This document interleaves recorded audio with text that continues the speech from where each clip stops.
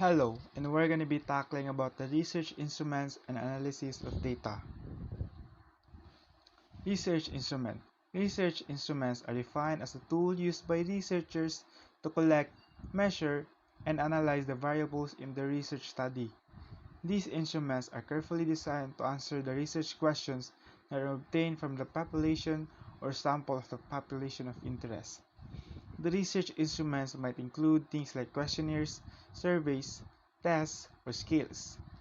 Each instrument is aimed at gathering precise data from a sample or the whole population of interest. Researchers select these tools based on a specific construct they want to measure. Constructs are abstract ideas or traits like intelligence, achievement, personality, or motivation, which are usually the focus of the study in quantitative research. For example, if a researcher is studying the relationship between motivation and academic achievement, they would need an, they would need an instrument to measure each construct, one to measure motivation and another to measure academic achievement. These constructs may serve as independent variables in the study, where one might influence or explain changes in the other. There are three types of research instrument: cognitive, aptitude, and affective. Cognitive research instrument measures intellectual processes such as problem solving, analyzing, and reasoning. These tools are designed to assess how well individuals can process information, apply knowledge, and think critically in different contexts. By focusing on cognitive skills, these instruments provide insights into a person's mental functioning, especially their ability to understand and work through complex problems. Examples of these are achievement tests and conceptual understanding tests. Aptitude research instruments measures mental ability, usually used for predicting future performance of a subject or population of interest. For example of these are process skill tests, critical thinking tests, verbal reasoning tests, numerical reasoning tests, and mechanical reasoning tests. Aptitude research instruments are tools designed to measure an individual's mental abilities, focusing on their capacity to learn and apply skills in various situations. These instruments are often used to predict future performance in specific areas, such as academics, careers, or specialized skills. And lastly is affective research instruments.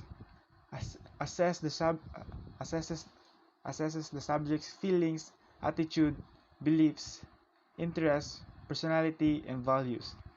This type of research instrument is usually expressed by the Likert scale, semantic differential scale, Thurston scale, Gutmann scale, and rating scale. These instruments help researchers understand the subjective or emotional aspects of people's responses, which can be important for studies in psychology, sociology, marketing, and education. Unlike cognitive or aptitude tests that measure intellectual or mental skills, affective research instruments focus on personal and social dimensions that influence how individuals perceive, feel, and react to the world around them. Examples of these research instruments are behavior rating scales, product rating scale, attitude rating scale, and interest inventory scales. There are research instruments available online that measures almost any characteristic of interest in a research study. In selecting a research instrument, you may consider published research related to your research study, those that use the same variables as your research study. However, if you cannot find previously developed research instruments that are appropriate for your research study, you need to develop your own. Any research instruments must be valid, reliable, and objective. Objectivity is the extent of agreement among scorers, thus an objective research instrument has no subjective judgment. It refers to the extent to which a research instrument produces consistent results regardless of who administers or interprets it. An objective instrument eliminates subjective bias and ensures that the results are not influenced by personal opinions or perspectives. Validity is the extent to which an instrument measures what it intends to measure. Refers to the degree to which an instrument measures what it is supposed to measure. Validity ensures that the research instrument truly captures the construct or variables it intends to measure, rather than measuring something unrelated. Reliability. It refers to the consistency and stability of the results obtained from a research instrument. Reliability is the extent to which the instrument measures accurately and consistently. A reliable instrument produces the same results under consistent conditions, whether it is used repeatedly with the same group or by different researchers.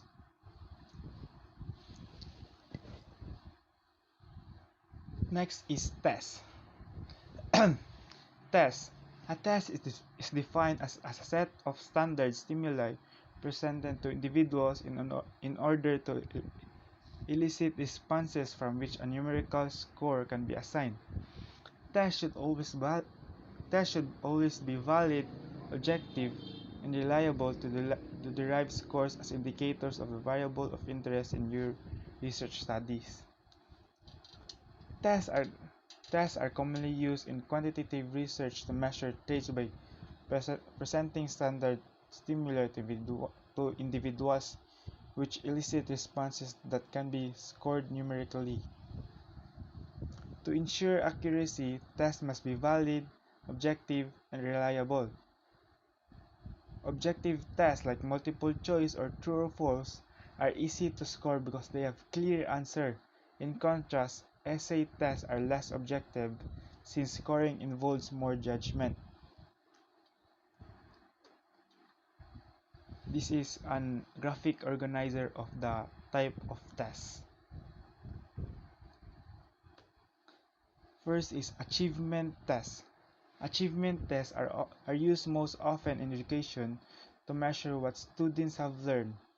They measure students' mastery and proficiency in different areas of knowledge through a standard set of questions that require the completion of cognitive tasks. These tests are crucial in education because they help measure how much a student has learned and their proficiency in various subjects. These serve as indicators of a student's academic progress and can inform decisions about instructional strategies, curriculum effectiveness, and student readiness for future learning. Next is standardized tests. Standardized tests are published tests developed as a result of careful planning and skillful preparation by experts. Typically cover broad academic objectives common to school system. These tests have known comparative norms, establish validity and reliability, and prescribe direction for administering and scoring. Standardized tests are important because they allow for consistent comparison across different groups or systems. They help ensure fairness and equality in measuring academic performance, as they follow set norms, validity, and reliability. Results from these tests can guide educational policy, placement, and certification decisions. B. Researcher-made tests. There are instances when a standardized test is not applicable to answer the specific objectives of your research study. In this case, you have to construct your own test. Doing this, you can tailor your test such that it contains the specific competencies that you need to measure, answer your specific objectives or specific research question. Custom tests Custom tests created for specific research objectives allow researchers to measure particular skills or knowledge that standardized tests may not address. They provide a tailored approach to studying specific population or research question, ensuring that the test aligns with the unique objectives of the study. The process of testing helps ensure the test's accuracy and relevance before broader application. Norm reference tests. Tests that allow you to make relevant comparison about the performance of an individual on the test to the performance of other individual. Example of these are national med example of this test is National Medical Admission Test. These tests are valuable when comparing the performance of individuals to others, helping to identify relative strengths and weaknesses. In educational settings, they can provide insights into how students perform in relation to their peers, which can inform educational strategies and intervention. Next is Criterion Reference Test. It enables you to describe what an individual can do without reference to the performance of others. Most achievement tests are criterion reference tests. These tests focus on measuring what an individual can do, providing a clear understanding of a person's knowledge or skill without comparison to others. This type of assessment is crucial for identifying individual progress, mastery, and areas for improvement. C. Performance tests. Performance tests are used to measure what an individual can do. In this type of test, you, the researcher, observe and assess the ability of an individual to perform a certain task. Performance test assesses practical application, not just knowledge, which is important for fields that require hands-on skills. They are essential for understanding how well an individual can apply learned concepts in real-world situations. Performance assessments ensure that students or employees are not only knowledgeable but also capable of executing tasks effectively. 2. Aptitude tests. Aptitude test measures a person's ability to recognize relationships, solve problems, and apply knowledge in various situations. Individual aptitude tests are essential because they measure an individual's potential to learn or perform in specific areas. These tests are predictive tools that help educators, employers, and researchers understand a person's future success in a particular skill or field, providing valuable insight for educational placement, career guidance, and personalized learning. A. Individual aptitude test. The name, the name implies that this type of aptitude test is individually administered to the respondent of a research study. Individual aptitude tests are important for providing a deep, personalized understanding of a person's cognitive abilities. These tests help identify talents or areas of potential that might not be apparent in broader assessments. They can be used in educational or clinical settings to guide further learning, training, or therapy. How, However, because they are costly and time-consuming, they are usually reserved for a more specific or high-stake assessment. And lastly is the group test of aptitude. Individual aptitude tests are impractical to administer to a large group of individuals. In this situation, group tests of aptitude are employed. Group aptitude tests are important because they allow for the efficient Group aptitude tests are important because they allow for the efficient assessment of large groups, making them practical for settings like schools or organizations. They provide valuable data on mental ability or potential, which can help predict future performance in educational or work environments. These tests also help to identify trends in population, aiding in better decision making and resource allocation. Each test type serves to assess different aspects of knowledge, ability, and potential in educational and research contexts, depending on depending on the specific needs of the study or assessment.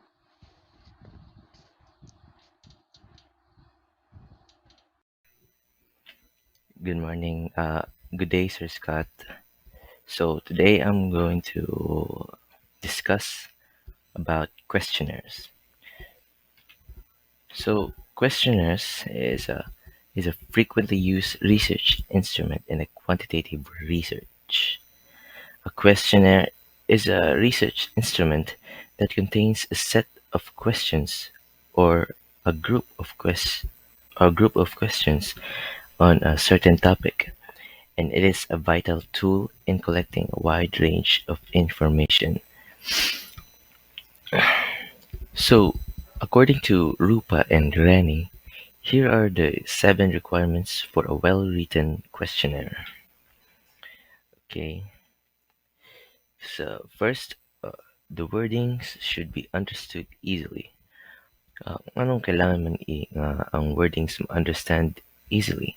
So, the researchers must put in mind that the questionnaires doesn't need to be studied in order for the respondents to be able to answer.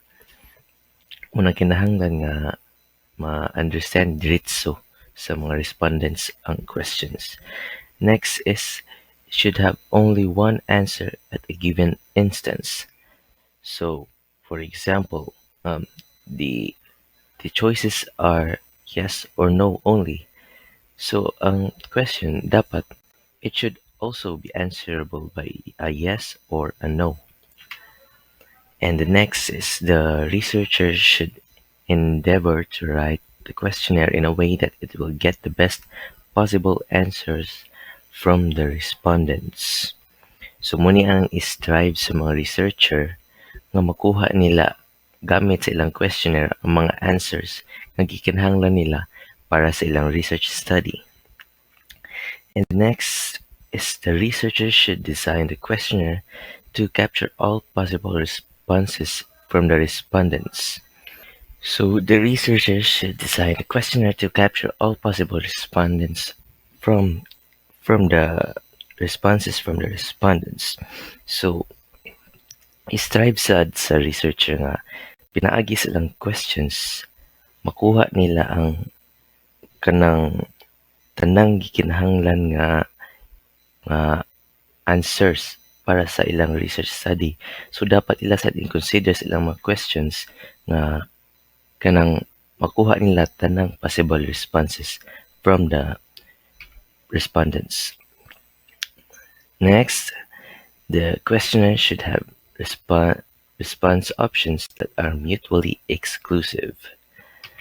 And last, I think this is the last. Now, the researcher must ensure that there is variability in the possible responses. So, pasabot dili lang kay ang response naka-focus lang sa usa ka answer. Dapat i-consider sa ang ubang variables. And the questionnaire must be written in a manner that it lessens social desirability. So this means that the respondents will not give answers that will present themselves in a favorable position. One example of this is uh, example your question is what mobile phone do you use in class? And the choices are iPhone 16, uh, Cherry Mobile, and Nokia.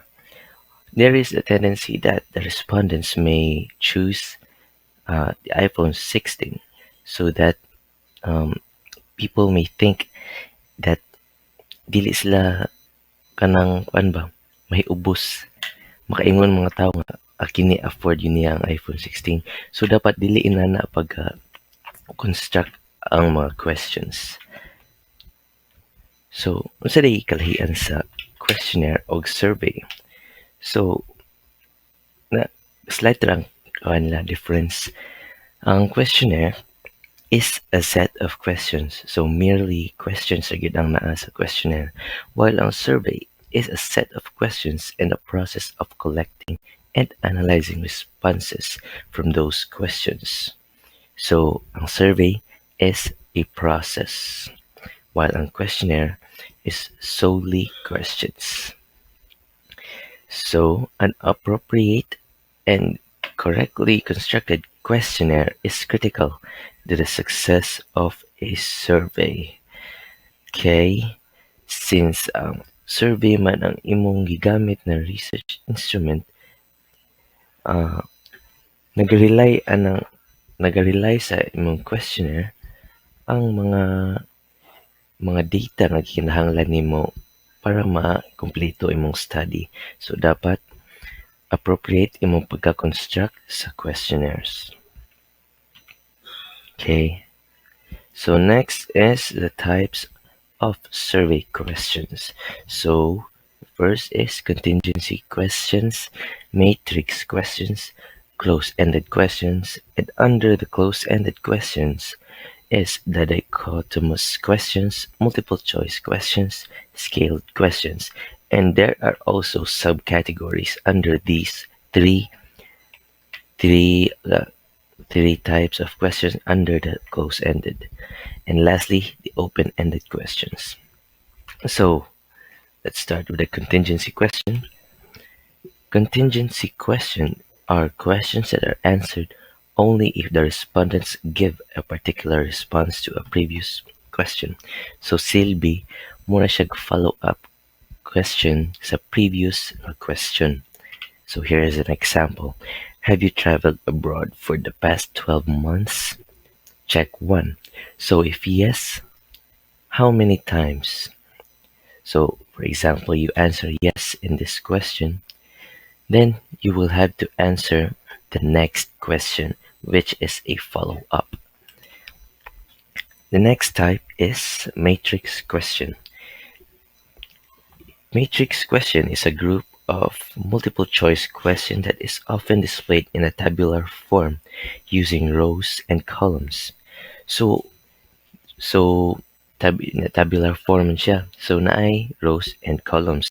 Ang rows contains the questions and the columns contain the predefined answer choices that apply to each question in the row. Often the choices are in a form of scale. So here's an example. How was your experience with the following services or amenities of the hotel? Put a check mark in the box that corresponds to your answer.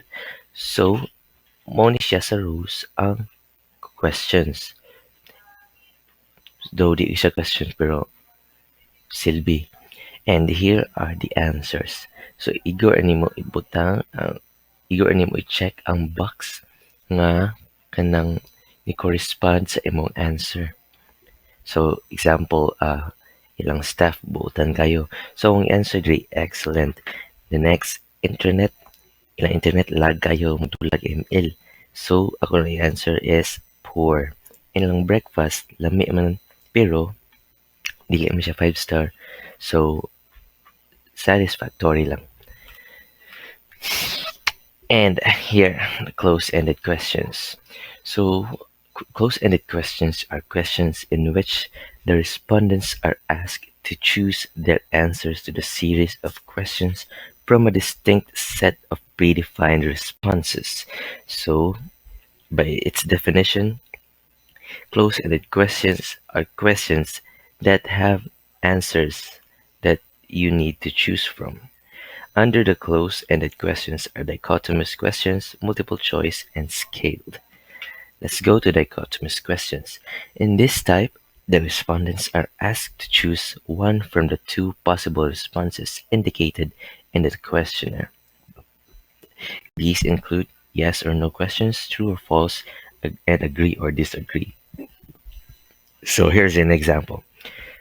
What is the type of school? So I'm gonna answer here private.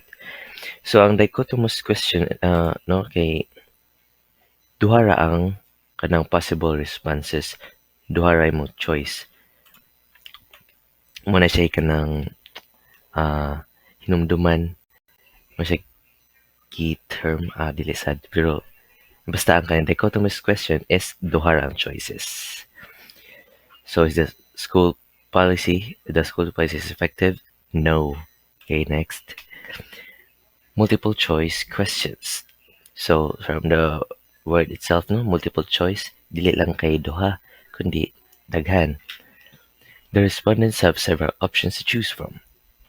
Multiple choice questions can be categorized as, so mostly ang giingon ganina nga na subcategories under sa mga categories pod. Okay, let's go to rating scale. Rating scale multiple choice. The respondents choose a numeric value that corresponds to their responses to the questions. The number of scale points varies. So scale from the word itself, imong is scale. So here's example. How would you rate your flight experience with 1 being the lowest? So diri akong i-rate dayon depende ra pod sa kung unsa akong experience, and with 1 being the lowest, so if kanang hagtik kay pagka landing ang airplane, dira ko sa 2. And next is I love mathematics. Wait, what? Uh, let's ignore that. Next is checklist type. The respondents can choose one or more answers from the choices provided. So, examples checklist. Which of the following learning competencies are important checklist? So, ang kaning checklist type, dili lang kay usa ang pwede nimo i-answer. Pwede nimo i-check tanan. Kana, pwede tanan. Depende kung unsa imong tubag sa question. So that's checklist type. Next is rank order. The respondents will order the provided options based on their preference, usually from the most preferred to the least preferred. So an example is rank the following learning competencies based on the extent of use in your job, with 1 being the most frequently used. So, ako na siyang i-rank since 4 naman kabog ang choices, 4 sa taman ang number sa akong rank. So, let's say collaboration ang kuan frequently used na ako. So, for me, dili na ako ibutang si 1. So let's say na pod creativity is my next. So creativity will be ranked 2 and so on and so forth. So here is the third category under the multiple choice question. No, here is the third category under the close-ended questions. Scaled question. A scale is a set of categories or numeric values assigned to individuals, objects, or behaviors for the purpose of measuring variables. So, scaled questions are questions where the response options consists of gradations or numeric values that indicate various degrees of a given characteristic. Scaled questions are used to measure attitude. Example are Likert scale and semantic differential scale. Let's first tackle Likert scale. Likert scale is considered as a psychometric scale. It measures the respondents' attitudes towards a topic, whether they strongly agree, are undecided, disagree, or strongly disagree. Okay, here's an example. The question is, mathematics is fun and exciting. So, usa ra imong pwede ma-answer ani. Dili na siya parehas pwede kadaghan. Kay ang choices is strongly agree, neutral, disagree, and strongly disagree. So, usa ra gyud imong answer na. So, ako, personally, I find math interesting. It is fun and exciting. So, I'll answer strongly agree. So, next is semantic differential scale, also known as bipolar adjective scale. The semantic differential scale presents the respondents with a list of adjectives that have bipolar or opposite meanings. So, opposite meanings, I'm going to say keyword sa semantic differential scale. Here's an example. Rate the school in the following dimensions. Put a check mark on the space that corresponds to your answer. So, dira makita nato ang kanang duha ka adjectives nga with uh, dili an adjectives nga antonym, safe and dangerous. So, if ang answer ani ng questions is that I don't think that the school is not safe enough. So kung ang response is i-check na ko diri dapita. Kung magkaduol sa dangerous ang word, meaning ang answer I think is dangerous. And if kanang I think the school is safe enough, my answer should be on this side. And same as with the other questions. That's for the semantic differential scale. Let's go to the last one. Open-ended questions. Unlike close-ended questions, open-ended questions doesn't have a category or predefined options from which respondents will choose their responses. So meaning, open-ended questions, wala sila choice, walay ka ng kapilian ang respondents kung unsa ang ilang i-answer. So sila gyud mismo magbuot kung unsay ilang ibutang sa questions. They have the freedom. So an example is, what do you think is the biggest challenge for educational leaders today? So the biggest challenge is blank because blank. So ang respondents na bahala mo fill in kung unsa ang ilang response ani nga questions. And that would be all for my part. Thank you for listening. So, good afternoon everyone. Let's proceed sa direct observation. So, what is direct observation? For me, it is a method to measure specific behaviors or characteristics by watching and recording them directly. So, instead of writing notes like in qualitative research, direct observation for quantitative research turns what's observed into numbers. So, mao to ako ang overview sa direct observation. So, now let's proceed. Direct observation, there are instances when systematic or direct observation is the most appropriate method to use in measuring the variables of interest in a quantitative research study. While qualitative research produces notes or narratives, quantitative research produces numbers using direct observation devices. So basically, direct observation is a structured quantitative method to observe and observation is a structured quantitative method to observe and measure behaviors, like by defining behaviors clearly and using specific tools or procedures. And researchers can accurately record and quantify data, making it more useful for fields that require precise behavioral data. So let's proceed. In quantitative research, direct observation is used to measure the extent to which a particular behavior or characteristic is present. In this case, the observer acts like a camera or a recording device to keep a record of the occurrence of the behavior or characteristic under investigation. Direct observation is used in educational research, specifically in studies whose concern is on classroom behavior involving teachers and or students. Direct observation has many applications. For example, in the field of marketing, when a new product is launched, direct observation can be used to find out the behavior or reaction of people on the new product. Magamit jud siya kay the observer records how often behavior happens, like similar to a camera or recorder capturing specific actions.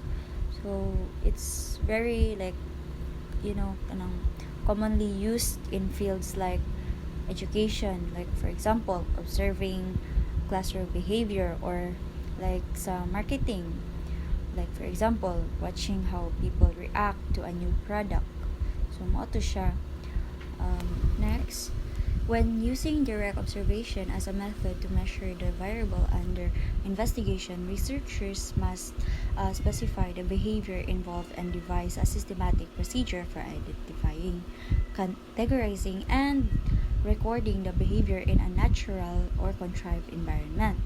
Generally, using any real-world tools requires the application for proper skills, procedures, and strategies to derive an accurate result. So meaning to say, pag magamit ka og direct observation as a method to measure the variable under investigation, ang researcher dapat mag-specify jud sa ilang behavior nga gi-involve sa ilaang certain procedure for identifying for kung unsa ang imo ang behavior nga gi observe, sa categorizing sa unsa pag-categorize para makuan siya hanay imo ang imo ang data, imo ang observation. Also imong pag-record sa imo ang sa behavior, or kanang kuan ba siya, natural ba siya, or contrived environment ba siya. Basta dapat na mag-require jud siya og mga kanang application like of kanang proper skills, mga procedures and strategies para accurate imo ang resulta. So let's proceed sa next slide. For quantitative direct observation to become effective, the following preliminary steps must be carefully considered and implemented. First, the researcher must identify the aspect or aspects of a behavior that is desired to be observed. So meaning ana guys, kay kanang kung dapat i-identify sa researcher kung unsa ang behavior nga i-observe. So next, ang second is the researcher must provide a clear definition of the behavior for each category.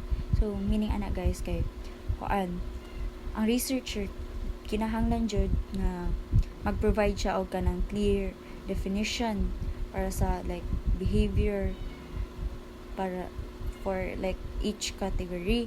So dapat i-define jud niya ang behavior like clearly para masabtan jud mas angay siya. So proceed ta sa third. The researcher must devise a systematic procedure for quantifying the behavior appropriately. So meaning ana siya guys, kay mag-create ka og system bitaw like to measure the behavior. So mo na ang gimin sa sa number 3. So proceed ta sa number 4. The researcher must provide a systematic procedure for recording the selected behavior. So meaning ana ang researcher dapat mag-provide jud siya og mga systematic procedure para recording, para sa ilang pag-select bitaw sa ilang behavior. Dapat mag-set up sila og recording process para sa observations. Mao na to siya. In direct observation, you use any of the following devices for recording observations. First, checklist. A checklist is the simplest device for direct observation. This contains the list of behaviors to be observed during the observation. The observer checks whether each behavior is present or absent. For example, you want to observe the motivation techniques used by teachers in the classroom. An observer would then check items such as uses verbal reinforcement, uses praises, or provides awards and reward system. So, meaning ato guys, ang checklist kay maglista siya of specific behaviors or actions that the observer expects to see. For each behavior on the list, the observer notes whether it is present or absent during the observation period. So makatabang jud ang checklist kay mag-simplify man siya og data collection by focusing on predefined behaviors. So next, rating scales. A rating scale is used as a device for direct observation where the observer evaluates the graduation of an observed behavior or activity. Typically, rating scales involve 3 to 5 points or categories. For example, you want to determine the extent of to follow as particular with the corresponding points done practice. So number 5 kay always practice, then 4 kay sometimes practice, then 3 often practice, then 2 kay seldom practice, then 1 kay not practice. Then rating scales can be completed after an observation period. So meaning ang rating scales kay mag-allow siya og observers to measure the frequency, intensity, or degree of a behavior. Like instead of simply noting whether a behavior happens, a rating scale assesses how often or to what extent occurs. So ang gamit jud siya, like makatabang siya in capturing the quality or frequency of behaviors rather than a simple presence or absence. So advantage kay siya kay maka-provide po siya og more nuanced data than checklist capturing variations in behavior. Proceed ta sa number 3, coding systems. When it is essential for observers to categorize and count the frequency of coding of specific predetermined behaviors as they occur, the coding systems, whether are behavior use, the observer does not only determine whether a behavior occurred, but also uses codes to record what actually occurred. So meaning ang coding systems kay nag-involve siya in assigning specific codes such as like numbers, letters, or symbols to categorize behaviors.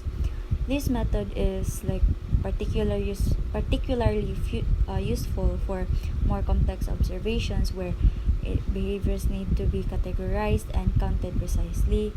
So ang coding system makatabang siya kay mag-breakdown man siya og complex interactions into measurable parts. So advantage siya kay mag-allow siya og detailed analysis and statistical comparison, making it ideal for research that requires high accuracy. So maura to siya guys. Thank you.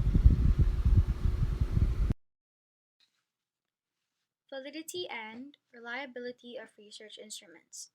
So what comes in your mind when we talk about validity and reliability? So validity ensures that the research instrument accurately measures the intended concept, capturing the essence of what it aims to assess, while reliability, on the other hand, indicates the instrument's consistency, providing stable and repeatable results across time or observers. So take note ng validity, it captures the essence of what it aims to assess, while ang reliability it indicates the instrument's consistency. So moving on. If you cannot find an available research instrument that is previously developed and is appropriate to answer your research questions, then you need to develop your own research instrument or your own instrument.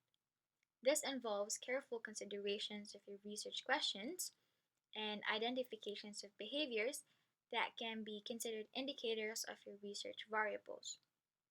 So, why do we have to do this? Why do we have to develop our own research instrument or our own instrument, and why do we need to consider these considerations for our research questions? So the answer to that is following this guideline is essential because using or developing an appropriate instrument ensures that the data collected directly aligns with your research questions, allowing for accurate measurements of the variables you're studying. And by carefully tailoring the instrument to your specific research needs, that depends on what study you are conducting, you enhance both the validity and reliability of your findings, leading to more meaningful and credible results. So basically, um, to develop your own research instrument or developing an appropriate instrument ensures that the data collected directly aligns with your research questions. And with that, the data collected will also be less biased and would be more credible. Any research instrument that you construct must undergo the process of validation and reliability testing to ensure its validity and reliability. As mentioned before, validity is it captures the essence of what it aims to assess, while reliability indicates the instrument's consistency or the degree of consistency. So, a valid instrument enables researchers to make meaningful and appropriate interpretations about the data collected through it. So, when cunning validity and reliability, they're partners, they're a duo. So, pag walang isa, it would be incomplete. Uh, with that being said, validity won't be valid if it wasn't reliable. So it won't be valid if it wasn't reliable. I'm sorry. So an instrument must be reliable to be valid. Consistent results are foundational for measuring accurately, but reliability alone does not guarantee validity. So in other words, while a measurement can be reliable without it being valid, it cannot truly be valid without it being reliable. Di ba it helps nga if it's reliable kay valid din siya na siya. Especially if bisag unsa pa na nga type of information, when you think that it's reliable enough, then you think it's valid, then you think that it's green card na siya basta it's reliable. So, moving on, validity and reliability are two very important concepts related to the use of research instruments that you must understand. In human relations, people are judged by their validity of reasons and reliability of actions. An example ani kay katong saying actions speak louder than words. So validity of reasons and reliability of actions. So mura siya og dili mo justify ang imong actions if not through words. Mura pud siya og dili mo justify ang ka valid if dili siya reliable. So bali-bali ra siya. And validity and reliability are two important concepts, remember, that make up your personality and character as a person. And that's also in general. Next, validation. So we talked about validation already. Validation is a process of collecting evidence to support a particular score-based interpretation to establish that the inferences made on the basis of the test results are appropriate. According to standards of educational and psychological testing, there are three categories of evidence that can be used to determine the validity of test instruments. So these three are: number one, evidence based on test content. Number two, evidence based on relations to a criterion. Number three, construct-related evidence of validity. So, for the first one, we have is the evidence based on test content. So, evidence based on test content refers to the contents of the test and their relationships to the variables that the test intends to measure. This is also known as content validity. A particular test instrument must contain items that represent the skills and knowledge associated with a topic or set of topics. So, a test instrument must consider the appropriateness of the test's contents and the adequacy of the test items in relation to the competencies being measured. So, I found kaning a part of the lesson very difficult to digest sa brain. So I've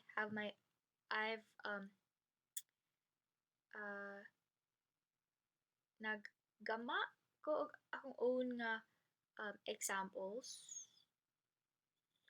and I've also have an example from the internet. So the first example is, but before, content validity means a test actually covers what it's supposed to measure. So for example, a high school algebra test would include questions on algebra topics, like solving equations not unrelated to math topics like basic addition.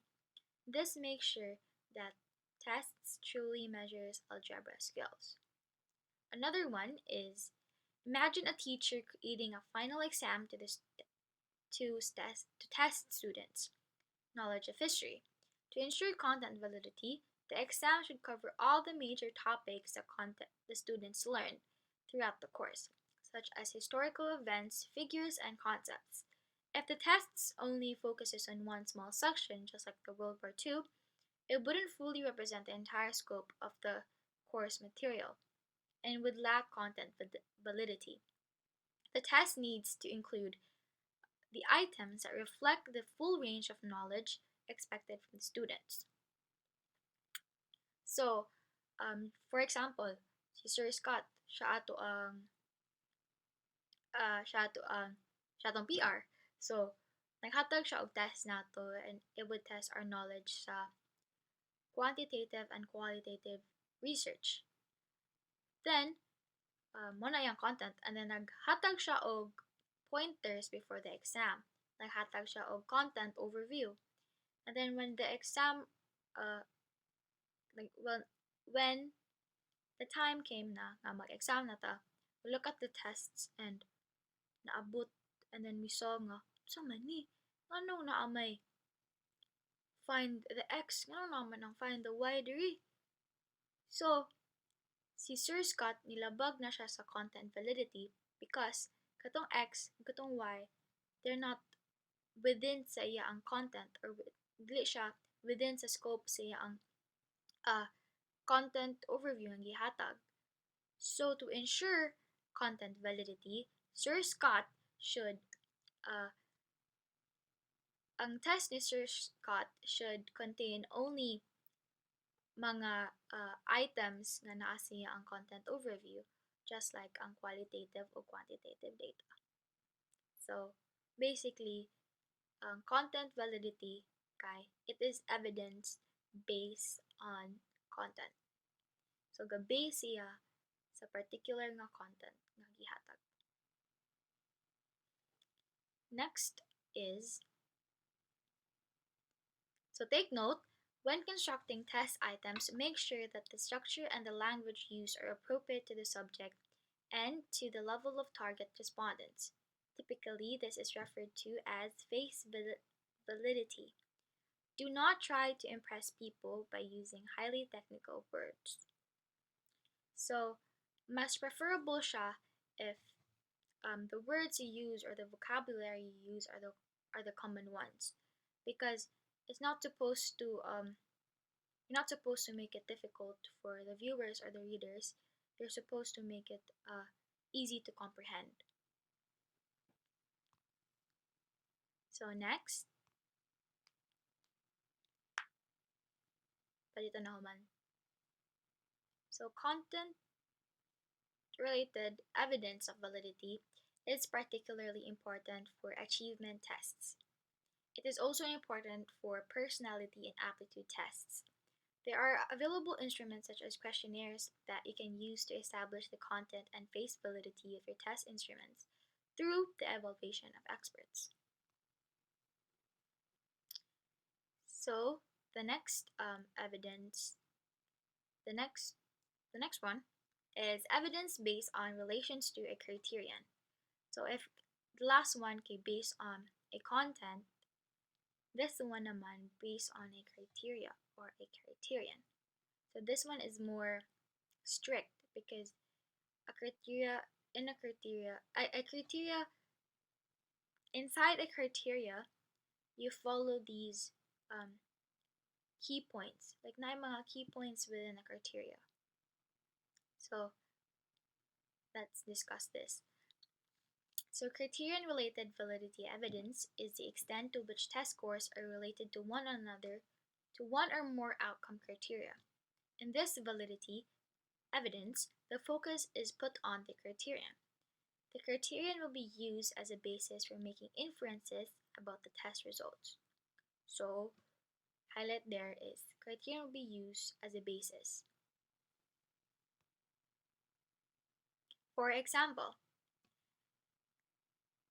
you have developed a test instrument for grade 8 mathematics and you need to gather evidences that your test really measures students' abilities, knowledge, and skills in grade 8 mathematics. To do this, you need to administer your tests and a well-known and previously validated test instrument in grade 8 mathematics to a group of students.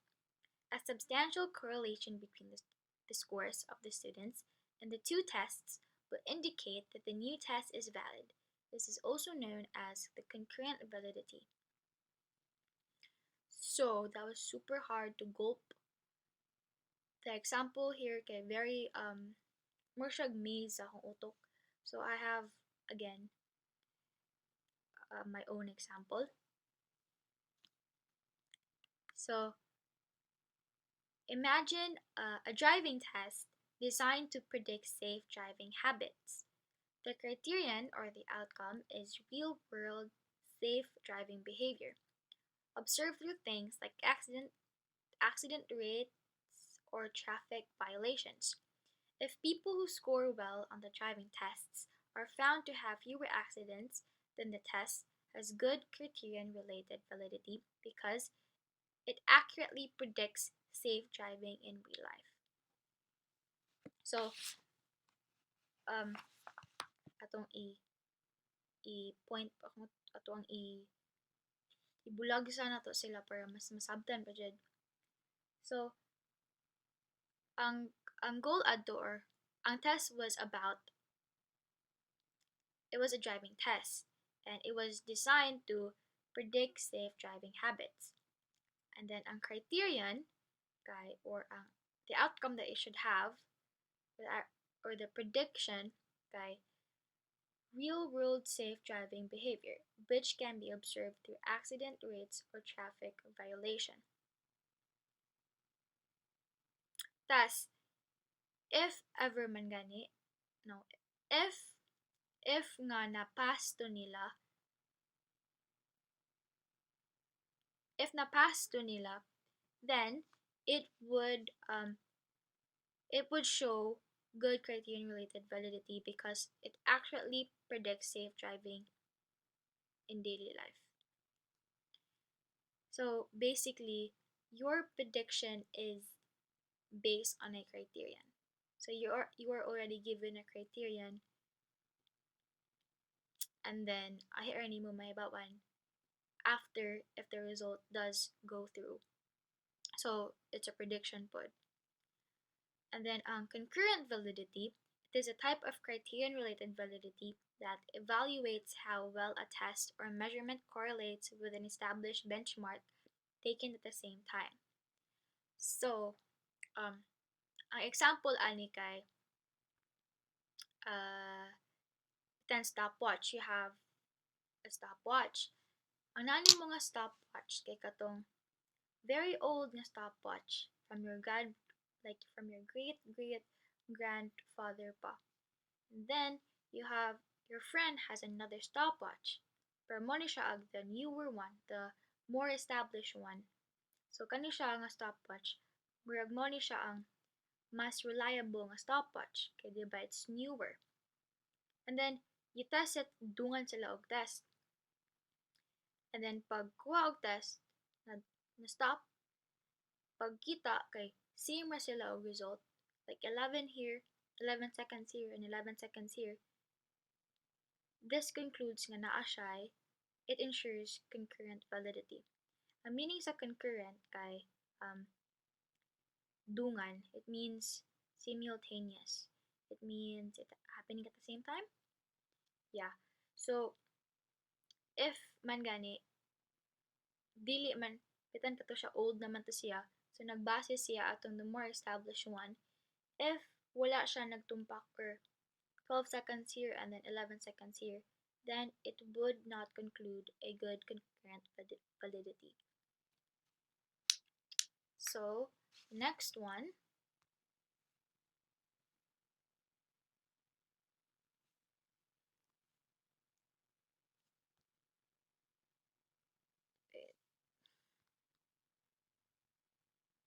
another way to collect criterion-related validity evidence is to determine the predictive validity of a new test instrument. In this case, the scores of the students of the new grade 8 mathematics test will be correlated with their grades in grade 8 mathematics in the future. If a substantial relationship exists, then the new tests demonstrate predictive validity. This means that the new tests can be used later to predict the performance of the students in grade 8 mathematics. So again, prediction na pud siya, and then it is a test when it happens simultaneously. Thus, if if the two tests kay mo go through siya and then sakto yang you predict, then ang katong first nga test, it would then be used again to predict the future ones. Super libog, bro. I was trying to get it. Not sure if I did get it. So last but not the least,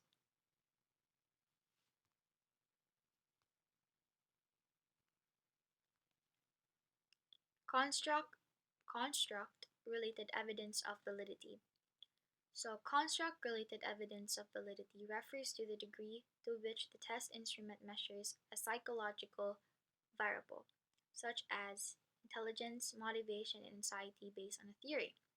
In this type of validity evidence, you have to establish that the test items in your test instruments really measure the psychological variable of interest in your research study, based on the definitions and characterizations provided by relevant theories or theory and previous related research. So, ang highlight ani kay psychological variables. So, unsa man kita mga psychological variables, such as example ani kay intelligence, motivation, anxiety, and more. A test is said to be reliable if the test scores obtained by an individual remain the same. When the test is administered repeatedly, generally establishing the reliability of a test instrument is easier than establishing its validity. The reliability of a test instrument can be measured through its standard error of measurement or reliability coefficient.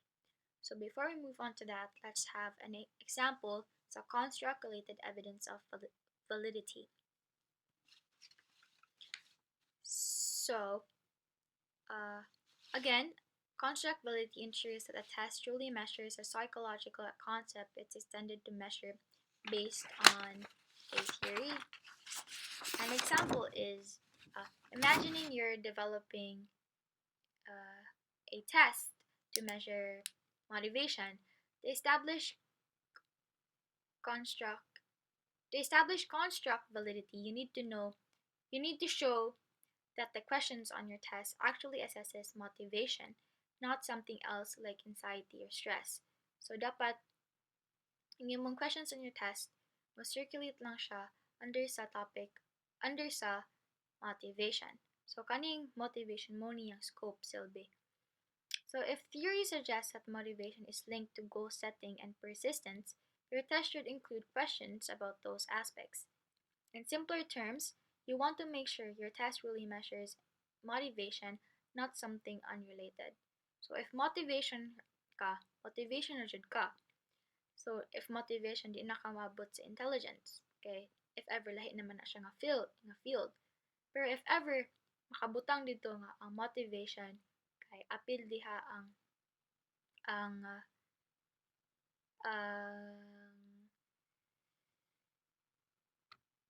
your motivation, ma-motivate ka through eating or ma-motivate ka through validation. Through validation, then pwede nimo ma-appeal na sa imong research questions as long as nga appeal jud siya sa iyang scope. So, moving on, we have the three reliability coefficient of a test instrument that can be obtained in any of the following ways. So, number one, coefficients derived from correlating individual scores on the same test administered on different occasions. An example is a test-retest reliability coefficient. Here, the test instrument is administered to a group of individuals on 2 occasions, and then their scores are correlated. So, you administer the same test to the same group of people at 2 different points in time, and then compare the results. A high correlation between the two sets of scores indicates a high reliability of coefficient. So, mo-test ka, and then mo-retest na pud ka balik, and then if taas og correlation between the two sets of scores, then it indicates a high reliability coefficient. So, number two, coefficients derived from correlating on individual scores on different test instruments with equivalent items. An example is the equivalent reliability coefficient. The resulting reliability coefficients are called the coefficients of equivalence and the coefficient of stability and equivalence, respectively. So number two, it focuses on internal consistency. This method checks if the items within the tests are consistent in measuring the same concept. One common way to calculate this is by using the Cronbach's alpha, which I've just found on the internet, which gives a reliability coefficient based on how closely related the items in the test are to each other. Number three, coefficients based on the relationship among scores derived from individual test items of subsets of items within a test. Here, the researcher administers the test instruments only once. This is also known as internal consistency. Examples are the split half reliability, homogeneity measures, and the Goodyer-Richardson procedures.